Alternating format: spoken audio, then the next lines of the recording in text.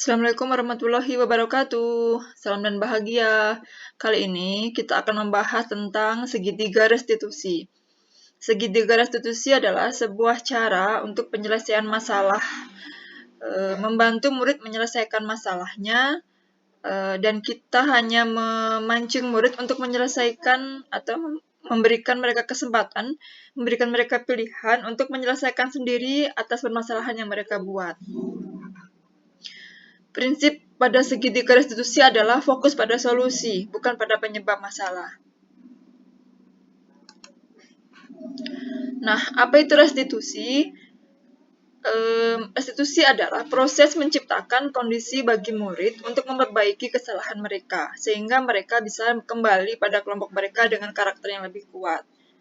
Restitusi juga merupakan proses kolaboratif yang mengajarkan murid-murid untuk mencari solusi untuk masalah mereka. Membantu murid berpikir tentang seperti apa yang mereka inginkan dan bagaimana mereka harus memperlakukan orang lain. Nah, ciri-ciri dari restitusi adalah yang pertama bukan untuk menebus kesalahan, namun untuk belajar dari kesalahan. Memperbaiki hubungan, memberikan tawaran, bukan paksaan. Restitusi menuntut untuk melihat ke dalam diri. Restitusi mencari kebutuhan dasar yang mendasari tindakan. Kemudian, restitusi adalah cara yang paling baik. Restitusi fokus pada karakter, bukan pada tindakan. Kemudian restitusi fokus pada solusi. Restitusi mengembalikan murid berbuat salah pada kelompoknya. Jadi membedakan restitusi dengan hukuman yang selama ini. Ketika selama ini kita melakukan konseling pada murid yang bermasalah, kemudian kita ambil dia, kita interogasi dia, kita pisahkan dia dari kelompoknya. Murid-murid yang berperilaku menyimpang ini tidak akan jera, tidak akan menimbulkan efek jera justru. Mereka hanya tidak melakukan perbuatannya lagi karena takut, dan itu dampaknya hanya pendek. Suatu saat ketika ada kesempatan, murid akan kembali mengulang perbuatannya.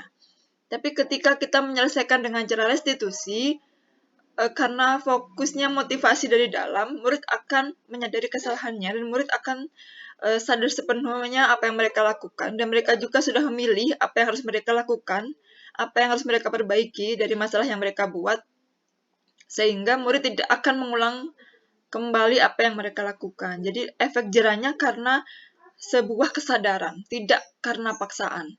Itu yang membedakan restitusi dengan hukuman.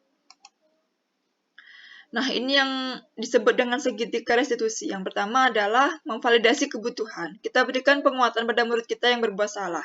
Tidak langsung mengejudge atau semakin menghukum mereka yang sudah berbuat salah. Kita beri dia penguatan. Kemudian kita tanyakan dia nilai-nilai apa yang mereka inginkan. Mereka ingin menjadi seperti apa ke depannya. Kemudian baru kita tanyakan dia apa yang harus mereka lakukan atas kesalahan yang mereka buat. Jadi intinya sebenarnya segitiga restitusi lebih ke coaching.